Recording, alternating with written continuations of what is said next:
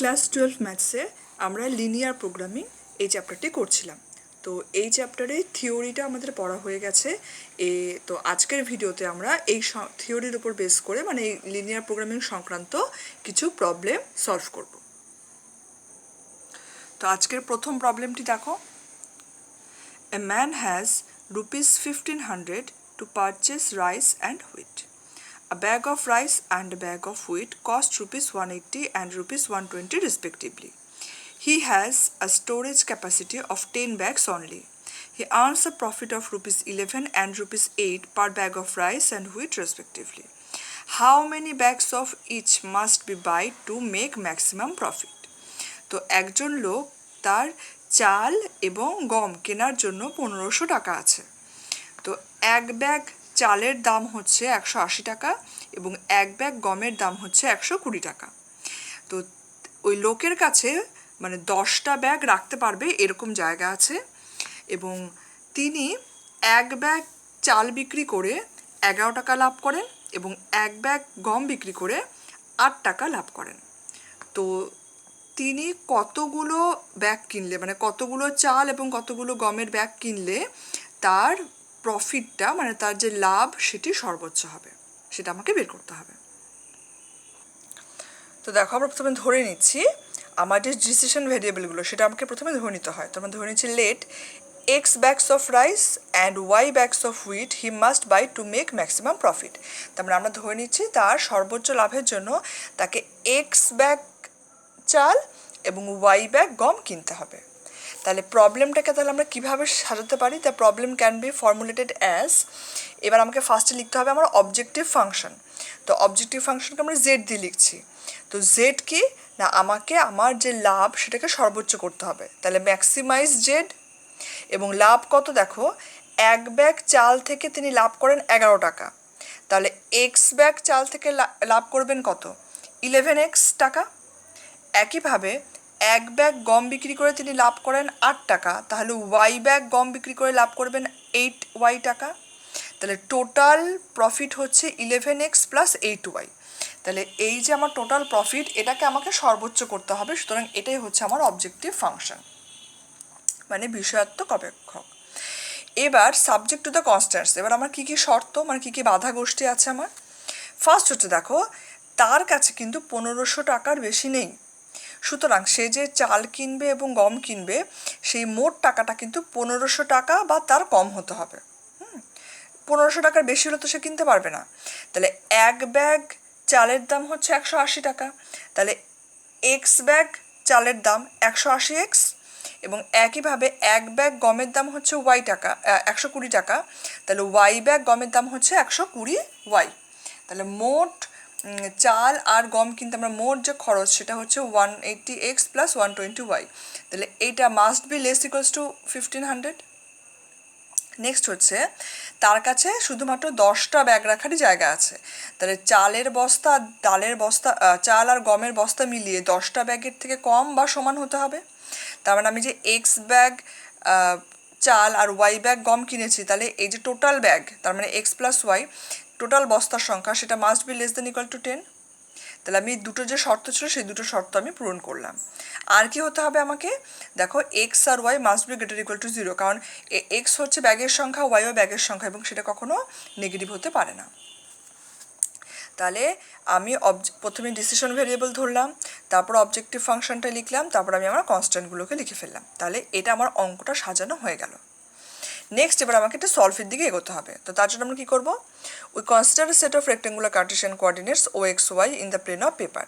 তো আমরা OXY যে কার্টেশিয়ান কোঅর্ডিনেট সে দুটো নিলাম, মানে এক্স অক্ষ ওয়াই অক্ষ নেব ফার্স্ট কোয়াড্রেন্টে, এবং আমরা সেখানে এই নিচের যে দুটো স্ট্রেট লাইন এই দুটো স্ট্রেট লাইন রাখবো। কী আঁকবো, এই যে আমার ইকুয়েশন আছে দুটো ইনইকুয়েশন, এদেরকে আমি দেখো ইকুয়েশন ফর্মে লিখে নিচ্ছি। একটা হচ্ছে 180x plus 120y equal to 1500, এখান থেকে পেয়ে যাচ্ছি আমরা কাটাকাটি করে 3x প্লাস 2y ইকুয়াল 25, অর্থাৎ এটাকে ছেদিতাংশ আকারে লিখছি আমরা। ইন্টারসেপ্ট ফর্মে লিখে পাচ্ছি x by 25/3 plus y by 25/2 equal to 1। আর নেক্সট যে ইকুয়েশনটা ছিল সেটা হয়ে যাবে x plus Y equal to 10 তাহলে এখান থেকে পাচ্ছি x/10 plus y/10 equal to 1।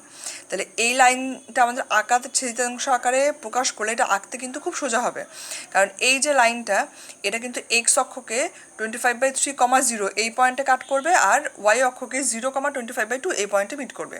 তাই ওই দুটো পয়েন্ট নিয়ে আমরা যদি সেই দুটো পয়েন্টকে যোগ করে দিই তাহলে আমরা এই স্ট্রেট লাইনটা পেয়ে যাব। একইভাবে এই স্ট্রেট লাইনটা পাওয়ার জন্য আমরা x অক্ষে 10, 0 পয়েন্ট আর y অক্ষে 0, 10 এই দুটো পয়েন্ট যদি নিয়ে যোগ করে দিই তাহলে কিন্তু আমরা এই স্ট্রেট লাইনটা পেয়ে যাব। তো দেখো আমি কিন্তু এখানে আমাদের সেই গ্রাফের মাধ্যমে সেটাকে প্রকাশ করেছি। তো এই জন্য এই দেখো এই প্রবলেমগুলো করার জন্য আমাদের কিন্তু গ্রাফ পেপার লাগবে না, আমাদেরকে খাতাতেই এই অঙ্কগুলোকে করতে হবে। তো তার জন্য দেখো আমি এখানে x অক্ষ নিয়েছি, y অক্ষ নিয়েছি, এবং দেখো এখানে ইকুয়াল ডিস্টেন্সে কিন্তু আমি দেখো 1, 2, 3, 4 এই পয়েন্টগুলোকে নিয়েছি। একইভাবে y অক্ষেও নিয়েছি। তো তোমরা কিন্তু এভাবে ইকুয়াল ডিস্টেন্সে পয়েন্টিং করে নেবে। নেক্সট দেখো আমি x অক্ষে দেখো এখানে হচ্ছে আমার 25/3, 0 এই পয়েন্টটাকে নিয়েছি, আর একইভাবে এখানে যে পয়েন্টটা সেটা হচ্ছে 0, 25/2 সেই পয়েন্টটাকে নিয়ে সেটাকে জয়েন করছি। তাহলে আমি দেখো এই স্ট্রেট লাইনটা পেয়েছি, প্রথম স্ট্রেট লাইনের যে গ্রাফ।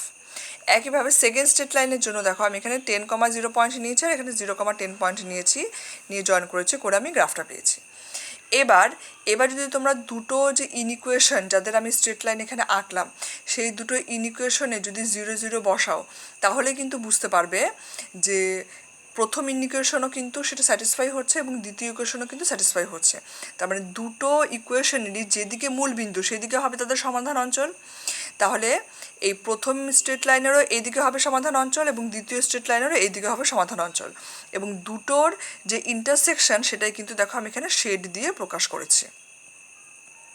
এই ইনইকুয়েশনের গ্রাফ কী করে আঁকতে হয় সেটা কিন্তু তোমরা ক্লাস 11-এ শিখেছো। তো সেই আইডিয়াটাই কিন্তু আমাদেরকে এখানে কাজে লাগাতে হলো। তো এই যে শেডেড রিজিয়ন তার দেখো আমি নাম দিয়েছি 0, C, B, A। হ্যাঁ, তারপরে এগুলোই হচ্ছে কর্নার পয়েন্ট। হ্যাঁ, এই শেডেড রিজিয়নের কর্নার পয়েন্ট। তো দেখো এখানে আমি কি লিখেছি, the shaded region OCBA is the feasible region of the problem. তো এটাই হচ্ছে ফিজিবল রিজিয়ন। আর এর কর্নার পয়েন্টগুলো হচ্ছে একটা হচ্ছে 0 মানে O পয়েন্ট মানে 0, 0, নেক্সট হচ্ছে C যেটা হচ্ছে 25/3, 0, নেক্সট হচ্ছে বি পয়েন্টটা দেখাও সেটা হচ্ছে এই দুটো স্ট্রেট লাইনের ইন্টারসেক্ট যে পয়েন্ট। হ্যাঁ, মানে এই যে দুটো আমরা সরল রেখে তাদের যে ছেদ বিন্দু। তো 5, 5 সেটা তোমাদেরকে the intersection of the straight lines x + y = 10 and 180x + 120y = 1500। এই যে দুটো স্ট্রেট লাইন মানে যে দুটো স্ট্রেট লাইনের আমি ছবি এঁকেছি তো তাদের ছেদ বিন্দু, তো এই দুটোকে সমাধান করে কিন্তু তোমাদের এই বি এর মানটা বের করে নিতে হবে। আর নেক্সট এ হচ্ছে 0, 10। তাহলে এরা হচ্ছে কর্নার পয়েন্ট। তাহলে আমাদের কর্নার পয়েন্ট বের করা হয়ে গেল। তাহলে আমরা ছবি আঁকলাম, তারপর কর্নার পয়েন্ট বের করলাম। এবার আমরা এই কর্নার পয়েন্টগুলোতে জেডের মান নির্ণয় করব। তাহলে ফার্স্ট হচ্ছে দেখো আমরা পয়েন্টগুলোকে লিখে নিয়েছি আর জেড ফাংশনটাকে লিখে নিচ্ছি। তাহলে এ পয়েন্টটাকে ফার্স্টে কনসিডার করছি যার কোঅর্ডিনেট হচ্ছে 0, 10। তার মানে আমি এখানে x = 0 আর y = 10 বসাচ্ছি। তাহলে আমি কত ভ্যালু পাবো দেখো 80। একেবারে বি পয়েন্টে ভ্যালু পাবো 95, সি পয়েন্টে পাবো 91.2 আর হচ্ছে ও পয়েন্টে পাবো 0। তা এর মধ্যে ম্যাক্সিমাম ভ্যালু কোনটা 95। আমার প্রবলেমটা কি ছিল জেডকে ম্যাক্সিমাম করা। তাহলে জেড ম্যাক্সিমাম হলো 95 ভ্যালু, এবং সেটা কোন ভ্যালুতে হলো দেখো বি পয়েন্টে। তার মানে আমরা বলতে পারি যে এক্সের ভ্যালু এখানে 5 এবং ওয়াইয়ের ভ্যালু হচ্ছে 5।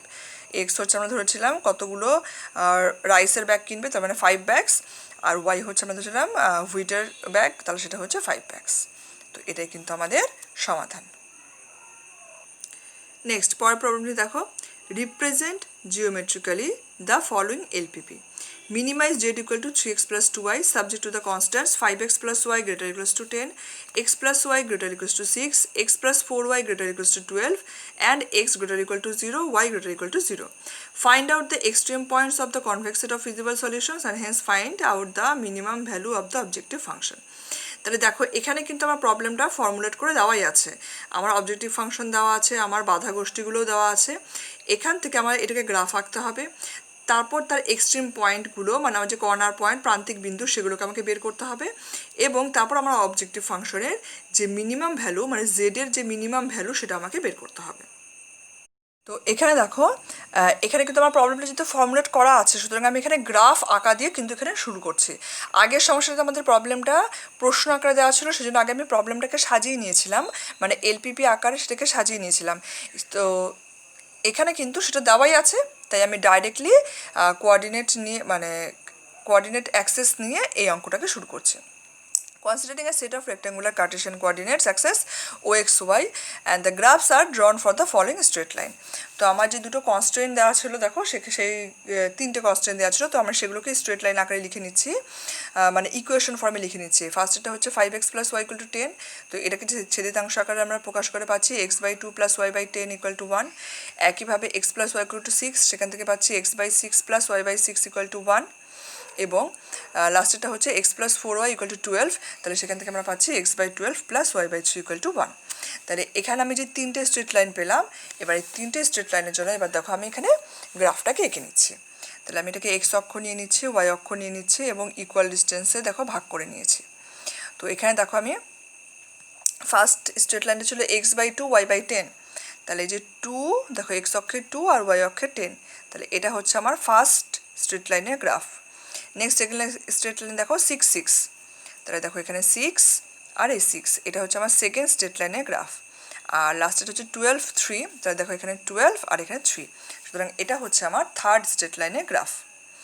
এবং এখানে কিন্তু দেখো আমি যদি এখানে 0 0 বসাই, আমার যে ইনইকুয়েশন তিনটে আছে, তিনটি ইকুয়েশনে যদি আমি x = 0 এবং y = 0 বসাই, তাহলে দেখবে তিনটি ইনইকুয়েশনই কিন্তু স্যাটিসফাই হচ্ছে না। তো সেই ক্ষেত্রে প্রথম স্ট্রেট লাইনেরও কিন্তু যেদিকে মূল বিন্দু তার উল্টো দিকে হবে সমাধান অঞ্চল, দ্বিতীয় স্ট্রেট লাইনেরও তাই এবং তৃতীয় স্ট্রেট লাইনেরও কিন্তু তাই। তো সেই ক্ষেত্রে আমি তিনটের কমন যে জায়গা সেটা কোনটা পাচ্ছি দেখো, এই জায়গাটা, এই যে আমি শেড দিয়েছি, এই শেডের জায়গাটা কিন্তু হচ্ছে কমন জায়গা। তো এই শেডের জায়গাটা তোমরা দেখেই বুঝতে পারছো যে এটা আনবাউন্ডেড, হ্যাঁ, এভাবে চলতেই থাকবে, এটা হচ্ছে একটা আনবাউন্ডেড এরিয়া। তাহলে আমরা বলতে পারি the unbounded shaded reason is the feasible reason of the problem. ঠিক আছে, কিন্তু এখানে কিন্তু দেখো এই যে আমার আনবাউন্ডেড, তার যেটা লোয়ার বাউন্ডারি কোনটা দেখো, এই যে ডি সি বি এ, এটা হচ্ছে লোয়ার বাউন্ডারি। আর এই লোয়ার বাউন্ডারিতে কিন্তু কোনো একটা কর্নার পয়েন্টে এর মিনিমাম ভ্যালু থাকবে। যেহেতু আমাকে জেডের মিনিমাম ভ্যালু বের করতে বলেছে, সেজন্য কিন্তু এই লোয়ার বাউন্ডারিতে এর মিনিমাম ভ্যালু থাকবে। আর এটা যত বাড়তে থাকবে তত এর ভ্যালু বাড়তে থাকবে। তো সেই জন্য এখানে যদি আমাকে ম্যাক্সিমাইজ জেড বলতো, তাহলে কিন্তু আমার এই প্রবলেমটার কোনো সলিউশন আমরা বের করতে পারতাম না। যেহেতু মিনিমাইজ বলেছে, সেজন্য এই কর্নার পয়েন্টগুলোর কিন্তু কোনো একটাতে এটার জেডের যে মিনিমাম ভ্যালু সেটা কিন্তু থাকবে। তো the corner points of the lower boundary of the feasible reason, কি ফার্স্টটা দেখো ডিটা তো 0,10, এটা আমরা সহজে বুঝতে পারছি। নেক্সট সি হচ্ছে 1,5, তো সি পয়েন্ট আমরা কী করে পাচ্ছি দেখো, এই দুটো স্ট্রেট লাইনের ছেদবিন্দু হচ্ছে সি। তাহলে এই দুটো স্ট্রেট লাইন কী কী, এই দুটো হচ্ছে intersection of the straight line x + y = 6 and 5x + y = 10। তো এই দুটো ইকুয়েশন সমাধান করে কিন্তু তোমাদের সি এর মানটাকে বের করতে হবে। একইভাবে বি এর কোঅর্ডিনেট দেখো 4 2, সেটা আমরা কী করে পাবো, এই স্ট্রেট লাইন আর এই স্ট্রেট লাইন, এই দুটো স্ট্রেট লাইনের ছেদবিন্দু। তাহলে এই intersection of the straight line x + y = 6 and x + 4y = 12। তাহলে এই দুটো স্ট্রেট লাইন সমাধান করে কিন্তু তোমাদের তাদের ছেদবিন্দু অর্থাৎ বি এর কোঅর্ডিনেট বের করতে হবে। আর এর কোঅর্ডিনেট হচ্ছে 12,0। তাহলে আমরা কর্নার পয়েন্টগুলো পেয়ে গেলাম। এবার এই কর্নার পয়েন্টগুলোর ভ্যালু আমরা কোথায় বসাবো না, অবজেক্টিভ ফাংশনে। তাহলে দেখো আমরা এখানে কর্নার পয়েন্টগুলোকে নিয়েছি আর জেড ফাংশনটাকে নিয়েছি। তো এই কর্নার পয়েন্টগুলোকে যদি আমরা এখানে এই এক্স আর ওয়াই জায়গায় মানগুলোকে বসাই, তাহলে আমরা ভ্যালুগুলো কত পাচ্ছি, যথাক্রমে জেডের 36 16 13 আর 20। তাই এর মধ্যে মিনিমাম কোনটা 13, তার মানে আমরা বলবো যে the minimum value of Z is 13। তো এটাই কিন্তু আমাকে বের করতে বলা ছিল যে এক্সট্রিম পয়েন্টগুলো বের করো, মানে কর্নার পয়েন্টগুলো বের করো আর জেডের মিনিমাম ভ্যালু বের করো। তো আমরা কিন্তু দুটো আনসারই বের করলাম।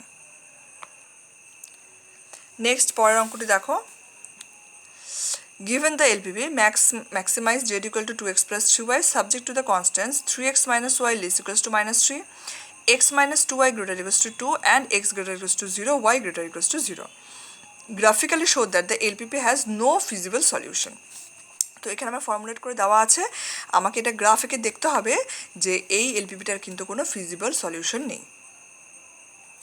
তো দেখো তাহলে আমরা প্রবলেমটাকে তাহলে কীভাবে বলতে পারি যে Z equal to 2x plus 3yকে চরম করো। এখানে আমার শর্তগুলো কী কী, যে 3x minus Y less equals to -3, X minus 2y greater equals to 2, X greater equals to 0 এবং Y greater equals to 0।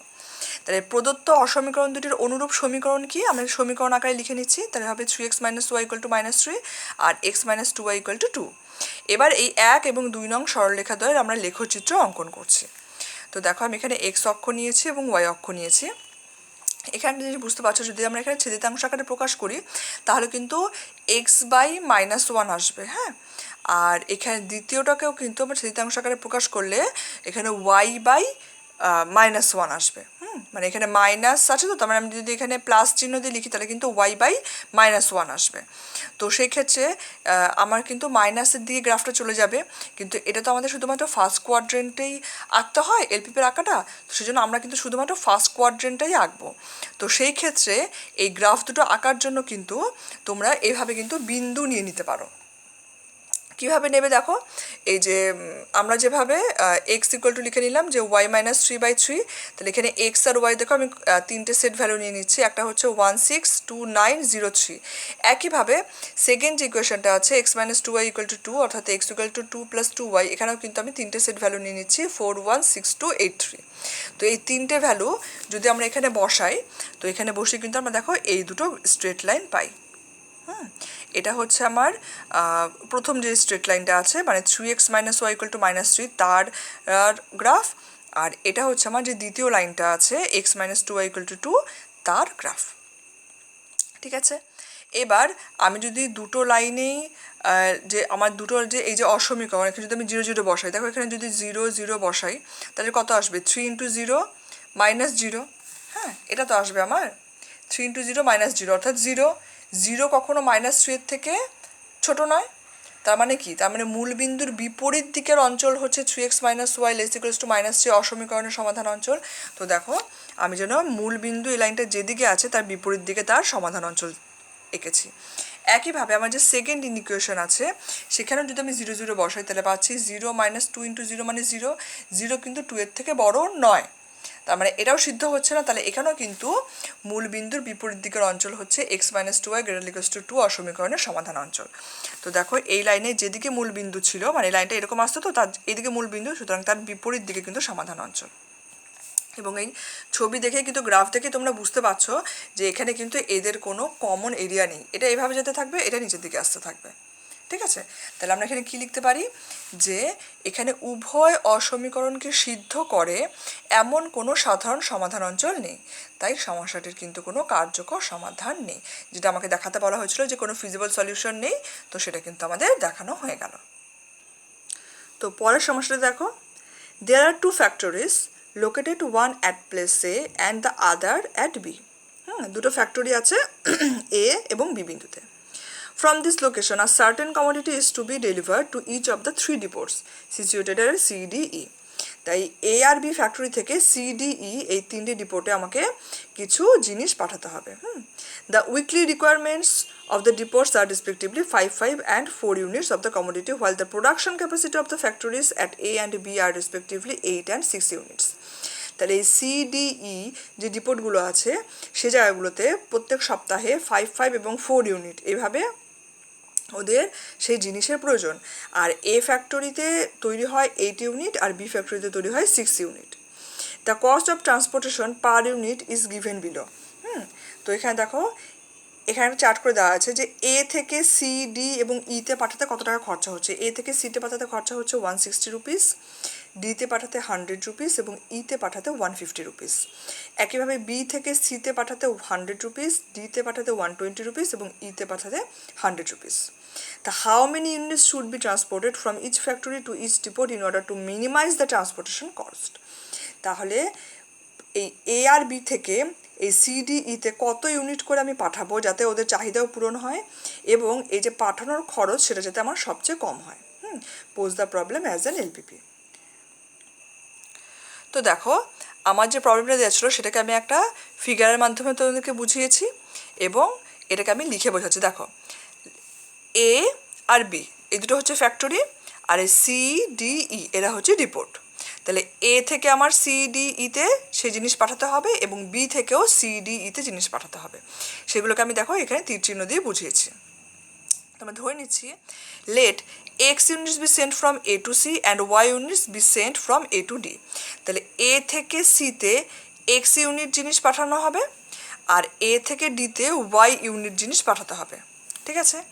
Then the commodity to be delivered from A to E will be 8 - x + y units. তো সেটা কেন দেখো, এতে আমার উৎপাদন হয় হচ্ছে 8 ইউনিট, তার থেকেও এক্স ইউনিট আর ওয়াই ইউনিট সি আর ডিতে পাঠিয়ে দিয়েছে, তাহলে তার বাকি থাকছে কত, 8 - x + y। তাহলে এটাই সেই ইতে পাঠাবে, ঠিক আছে, বোঝা গেল। Next, and that from B to C, অর্থাৎ বি থেকে সিতে কতটুকু পাঠাবো, সেটা হচ্ছে 5 - x ইউনিটস। কারণ দেখো সি এর আমার 5 ইউনিট দরকার ছিল, সে তার মধ্যে এক্স ইউনিট অলরেডি এর কাছ থেকে পেয়ে গেছে, তাহলে তার যেটা 5 - x বাকি যে রিকোয়ারমেন্ট সেটা সে বি থেকে নেবে। That from B to D will be 5 - y unit.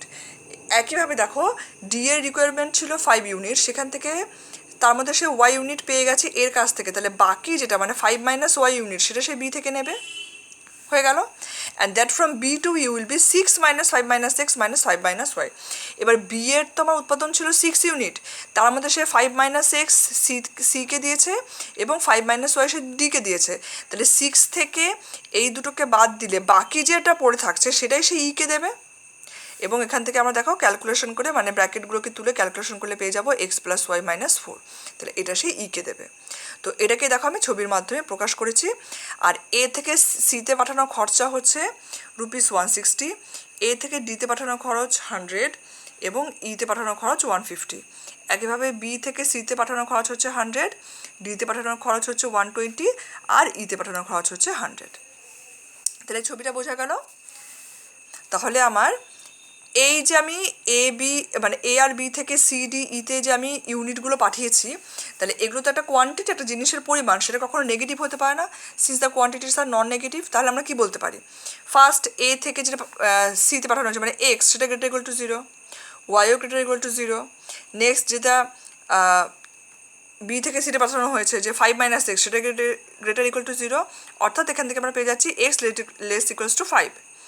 একইভাবে 5 - y যেটা বি থেকে ডিতে পাঠানো হয়েছে সেটাও গ্রেটার ইকুয়ালস টু 0, অর্থাৎ আমরা পেয়ে যাচ্ছি Y less equals to 5। Next A থেকে যেটা ইতে পাঠানো হয়েছিল মানে 8 - x - y সেটাও গ্রেটার ইকুয়াল টু 0, অর্থাৎ x + y less equals two 8। এবং লাস্ট বি থেকে যেটা ইতে পাঠানো হয়েছে মানে x + y - 4 সেটাও গ্রেটার ইকুয়ালস টু 0, অর্থাৎ x + y greater equals two 4। তাহলে এইগুলো আমরা পেয়ে গেলাম আমার শর্ত। আমি দেখো এ থেকে 3টে জায়গায় পাঠানো হয়েছে, বি থেকে 3টে জায়গায় পাঠানো হয়েছে, সেটা আমি দেখো টোটাল 6টা শর্ত পেলাম। Next the total transportation cost, তো সেটাকে আমি জেড দিয়ে বোঝাচ্ছি যে আমার টোটাল যে পরিবহনের খরচ। তাহলে দেখো এক্স ইউনিট পাঠাতে খরচ হবে কত, 160x, ওয়াই ইউনিট পাঠাতে খরচ হচ্ছে 100y, মানে প্রত্যেকটা যত ইউনিট করে পাঠিয়েছি সেটার সাথে সেই আমার যে খরচটা আছে, যে রুপিসটা দেওয়া আছে সেটাকে মাল্টিপ্লাই করে দেখো সবগুলোকে অ্যাড করে লিখেছি। তাহলে 8 - x - y into 150 plus 100 into 5 - x plus 120 into 5 - y plus 100 into x + y - 4।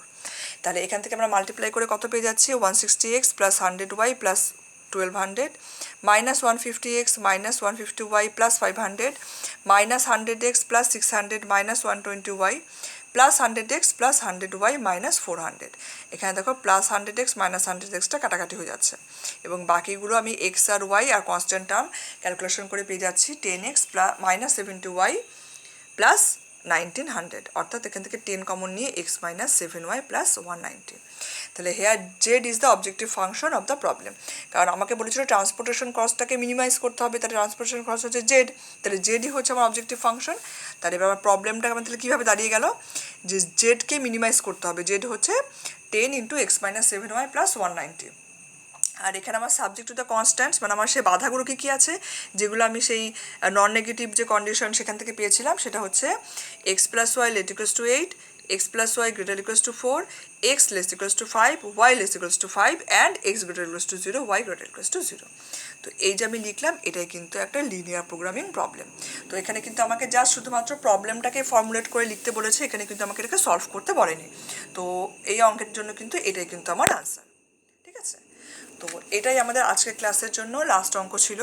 তো দেখো এবার তোমরা তোমাদের বইয়ের এই যে এক্সারসাইজটা আছে এই লিনিয়ার প্রোগ্রামিংয়ে সেই চ্যাপ্টারে যেগুলো এক্সাম্পলের অঙ্ক সেগুলো একবার ভালো করে দেখে নেবে, আর আজকের ভিডিওতে আমরা যে অঙ্কগুলো করলাম সেগুলোকে আরেকবার রিভাইজ করবে, দেখে নেবে ভালো করে। তারপর তোমরা এক্সারসাইজের যে অঙ্কগুলো আছে সেগুলো কিন্তু করে ফেলার চেষ্টা করবে। তো আজকের ভিডিওটা এখানেই শেষ করছি।